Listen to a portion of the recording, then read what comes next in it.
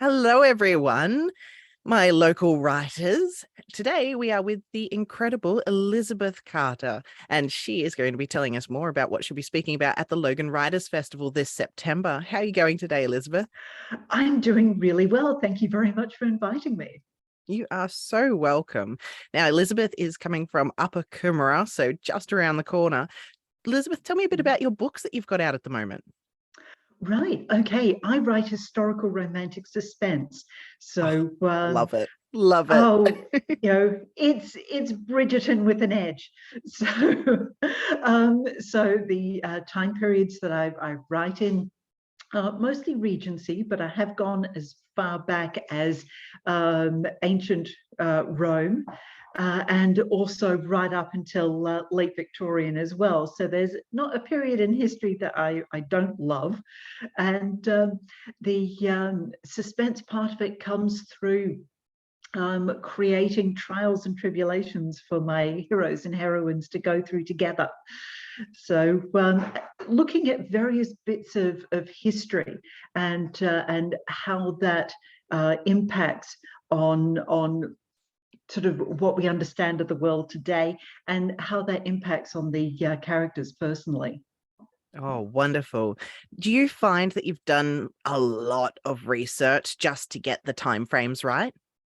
Yeah, particularly Regency is pretty easy. It's a time period that people know, but when I wrote Dark Heart, which was my Roman era historical, I didn't want something in the Julio-Claudian range, the classic period that everybody tends to know.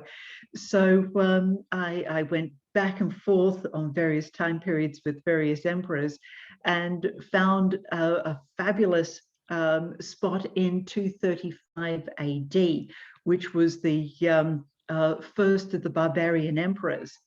Oh, And so looking at the power dynamic that was changing within Rome itself, where the regions were beginning to exercise a bit of autonomy. The senators in Rome were losing a lot of their authority, and what that meant, and building on top of that was a subplot which the theme of which is what happens to whistleblowers. How does one go through and try and draw light to political corruption at a high level, and at what cost? oh, that is something that is very close to my heart. I have some relatives that are political reporters and stuff like that. Mhm. So that sort of thing, oh my gosh. And being ancient history as well, people got away with murder a lot more frequently than they can these days. Like everything is recorded, whereas everything was a little bit more hearsay in the past. And so it was more dangerous to speak out about these things. Oh, that drama. I love it. I live they for it. they literally got away with murder. Um, Uh-huh. and part of the inspiration, well, and actually came as I was researching it. There was a fabulous miniseries adaptation from Robert Graves, I Claudius and Claudius the God books, and that the books, the miniseries, an absolute masterclass. And I found the miniseries and rewatched it recently. Just brilliant, absolutely brilliant stuff. So it's one of the reasons why I write in the romance genre, because I can put my heroes and heroines through absolute hell, literal hell, and back. But there's the optimism at the end that they're going to emerge better, stronger versions of themselves, and they're connected together. The classic trope of the happily ever after, that I want the readers to actually feel that no matter what life might throw at them after the end of the book, that they have grown together as a couple, and they're able to weather any future storms that come their way. So Oh, so that's the exploration I love to bring. I love that about romance, honestly. Whenever a lot of people, I think because it's commonly something that women enjoy more than men, typically. I'm not saying that it's true, but they critics seem to be more harsh on romance. But really, that happy ever after, the knowing that that is going to happen and you're reading to Mhm. find out how that happens, that is something that's really important in days as dark as these. Mm. And Yeah. it's to give people hope, to give people the strength to know that good will out.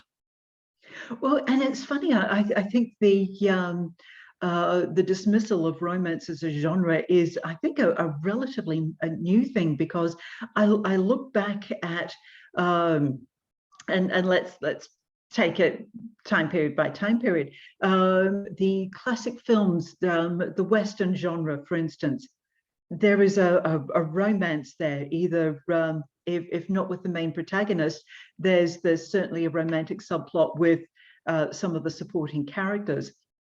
Um, so there has been this acknowledgement that romance is an element of it, and it ties back even further to the classic hero's journey. And in fact, the word romance itself, it comes Yes. from the word Romans, which referred to not a love story, but a literary style, Mm. which created the chivalric romances. And because there was a love story element to those, then that gained the ascendancy to define romance as the genre we know it today. Oh, that is so fascinating. I actually haven't had anyone run me through that before, so that is very interesting. I like that a lot. The historical context for so many different platforms and different ways that writing has evolved and developed over the millennia. Like, oh, again, you speak in my language. So when did you publish your first book? I was first published in 2013. It started out, I had an idea for a Lake Georgian a spy, sort of inspired by the Scarlet Pimpernel. And I do love the splashy adventure romances. So I thought, you know what, I'll actually sit down and give it a go. Let's see if I can sustain this idea across a full length over 80,000 words. And partway through that process, I spoke to a good mate of mine who writes commercial jingles, and he's also in a band. And I think this is how we got to know of an organization called the Romance Writers of Australia. And he said, you know what, you should check them out. And I hadn't even heard of them. I didn't know who they were and what they did, but I checked them out, entered one of their competitions for unpublished authors, got through the first round, so I was on the short list. And then somebody else said, well, send the story out there, just see how you go. And only a couple of rejections, but a small American publisher picked it up, and then I went from there. So I've and this is something I'll be talking about at the presentation at the Logan Writers Festival. Is I've gone from being picked up by a publisher, not being represented by that publisher anymore, and going independent, to now where I am at the moment, known as a hybrid author. So I'm an author who has a contract with a book publisher, but I'm also free to publish other works outside of that ecosystem as well. And I've got a wonderful publisher who's very supportive of that. Her attitude is, more stories in the world, the better. Wonderful. It's so interesting how a lot of people are moving into hybrid publishing. I think that that's a really important role to take, because a lot of publishers can't move as fast as an indie author, and they may not be able to invest in something that could be a bit risky. And so the author risks very little, I find, when you put out something that could be a flop or it could be astronomical. And then a publisher is able to, like, you're able to do that bit of market research for them and help them gauge whether or not it's a safe investment. A lot of people don't realize how much money and energy and effort publishers put into, when they do it well, put into Mm. supporting their authors. Yeah. Very, very, very true. The self-publishing process itself is, based on, I did some rough calculations, and for an 80,000 word novel to go through the rounds of editing required, the formatting, the cover, you're looking at around about $3,000 anyway, Oh yeah. and that's for sort of very modestly priced but good quality editing. Then so there's that part, but there's also the promotion part, and I think it's something that a lot of aspiring authors, they see the goal of getting published one way or another as as the Mount Everest that they're climbing. And it's great to have that focus and go towards that goal. But once you reach that, you've actually just reached base camp, because Yeah. Yeah. discoverability is the big key after that. And in fact, Mhm. I would suggest that that's actually harder work than writing a successful manuscript. Oh, absolutely. I yeah, I can entirely agree with that. I really like, there was an article put out, I'm not sure how long ago, but it's a few decades ago now. There was a little blog post put out about the 1,000 fans, the 1,000 raving fans. And if you, for instance, if you put out 2 romance novels a year and each of those are, I don't know, $20 each, so say they're buying paperback, then you make $40,000 a year just from putting out those 2 romance novels if you have a dedicated fan base of 1,000 readers. So if they are passionate about what you put out, then they will buy it and you have $40,000. So if you're putting out a $60,000 product or some merchandise, or you're running competitions, then it's the same sort of thing. And if you focus in and you hone in on those 1,000, that is what, like, that's what I aspire for. But it's not 1,000. Oh, I've just got 1,000 people on Facebook. No, because on Facebook, only 0 point something 1% are actually seeing your posts, less are engaging. So you need even more on Facebook and on your email database. So you need a good 10 to 50,000 people within your database. And then you need to nurture those that respond well to what you're putting out. And you need to Mhm. treasure them. You need to be intimate with them. And I don't mean show parts of your life that are intimate, but you need to develop a connection with them so that they are nurtured to the state where they're in love with what you're doing. Well, and that's it. And also, going back to the numbers you were talking about before, most romance readers will read ebooks. So Yes. it's not $20 times your 1,000 readers. First in a series, often 99 cents. So what Or you're doing free. is or free. That's it as well. So what you're doing is you're trying to draw new readers in, and part of that success formula is having a backlist. And if there's anything I regret about my journey so far, is I probably didn't have enough confidence in myself at the beginning, to because it was just sort of, let's produce this thing and see if there's any interest. Had I had the confidence that sort of, yeah, I can write and produce something that people love to read, I'd have made sure I had a bank of unpublished manuscripts ready to go, because romance readers are absolutely voracious in their reading habit. Oh, aren't they So what? a survey, be about 5 or 6 years ago, discovered that in the United States alone, the average American romance reader will read 7 to 10 novels a week. Yeah, I was gonna say it's like 50 a year. No, it's more than that. It's more than Mm. that. It's, that's good. What is that? That's nearly 350 books a year. That's it. Oh That's my it. gosh. And it's sort of we really are in the age of binging. Oh yeah. That whether it's Netflix or whether it's novels, um, and once a reader likes what you produce, then it's a case of, okay, what else, what else, what else. So there's a real balancing act in promoting and selling your front list, your most current titles, and your backlist. Mm. And it's an art form.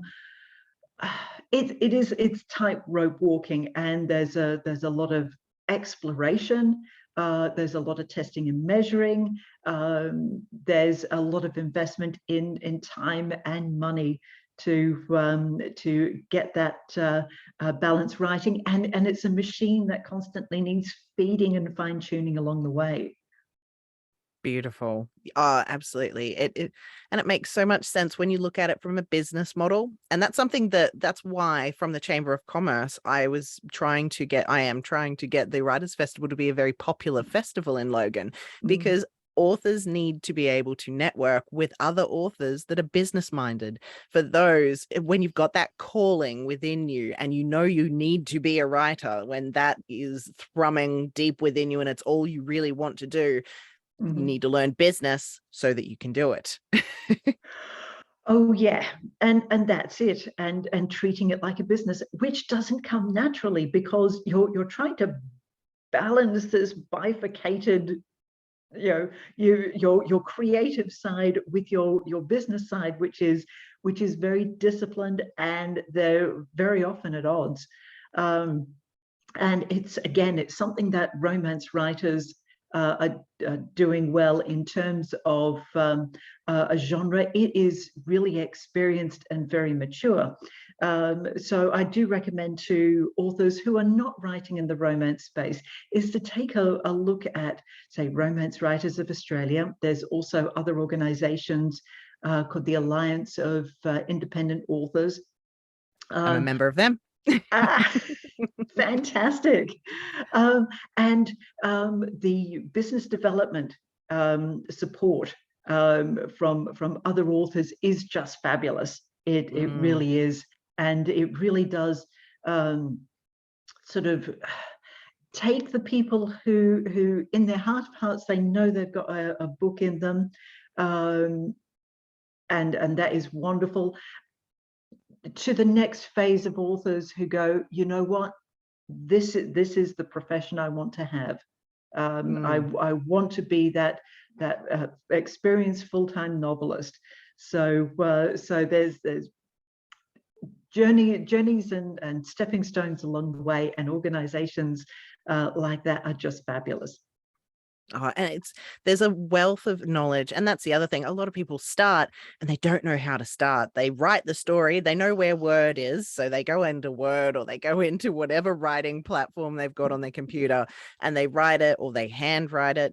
And then it's like, okay, now what? There's no instruction in schools or in any kind of public platform that's really easy to find, that says, okay, if you want to be an author, this is the path that you follow to go down that. It seems to be that there's a big gap between I've written the manuscript, now where do I go from here? And then you start to find all these organizations and you're like, oh, I wish I found this years ago. And look, again, sort of, it's the arts, and that's why it holds such a unique place in the economy. Is it's not like a profession that you go to university and get a degree for. It's Mm, not like a trade craft where you're apprenticed, because the thing that will determine whether you're an artist or not is that spark of imagination, um, which is innate. It's something yes. that can't be taught. The tools, and that's, I think that's what you're talking about there. once that idea, that spark is that block of marble in front of you. So Yes. so once you've got that, and you've got the vision formed in your mind, organizations and doing lots of reading, there's lots of resources online as well, are the tools, are your mallets and chisels that will take that creativity and put it in a form which is, when it's complete, is recognized as art. It's kind of like it's being a successful author is nearly like being part of a secret society that's in plain sight. It is, but the thing is, the secret is not so secret. No, It's you just have to have it's the hunger to it start chiseling. that's it. It's keep writing and keep promoting. There's no other secret other than those two things.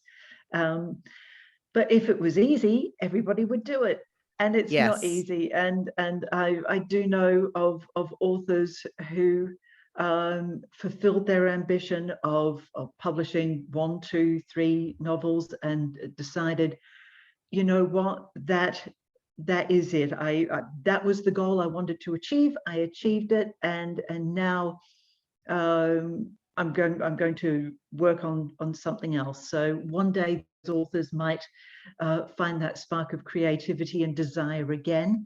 But for others, I think it's a case of that burning desire was for that singularity, and once that was achieved, then that was sort of a goal attained. So now it's on to something else and different for them.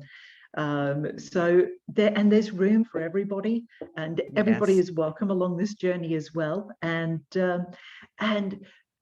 the number of authors I found who are really, really supportive of one another, very encouraging through those dark times where you feel that you can't take that next step forward, to being there to celebrate the success of other authors who've achieved stellar things. It's lovely. It really is a wonderful community.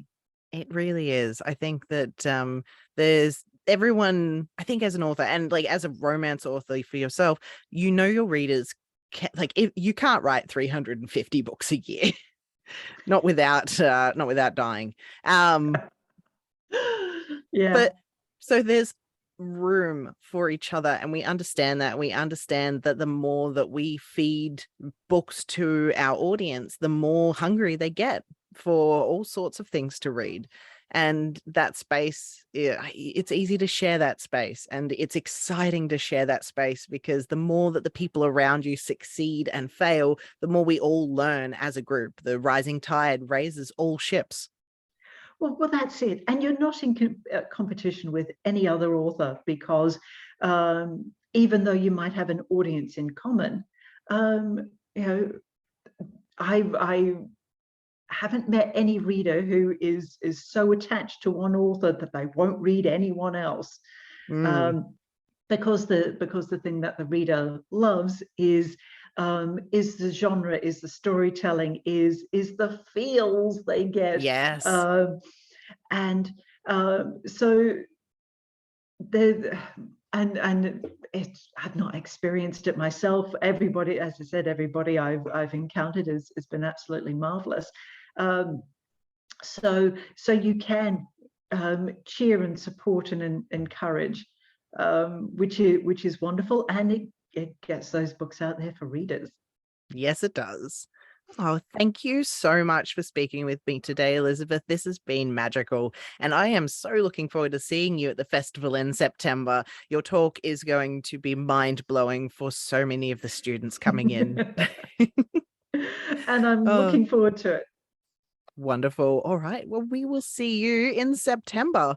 And if you want to get hold of Elizabeth and find her books and have a good historical romance read, where can people find you? You can reach me at elizabethellencarter.com. My books are on Amazon. Most of them are also available in Kindle Unlimited. So fill up those e-readers. My next title is coming out in September. It's part of an anthology called The Wedding Wager. And Ooh. very, very soon, I should have pre-orders for my next full-length novel called A Curio for the Count, where we have a heroine who is an antiques dealer, and she has a very interesting artifact that she has to find. So there is action, romance, and a little adventure along the way. I love it. That sounds amazing. Oh, please go and check out Elizabeth's books, and we will see you all in September. Bye.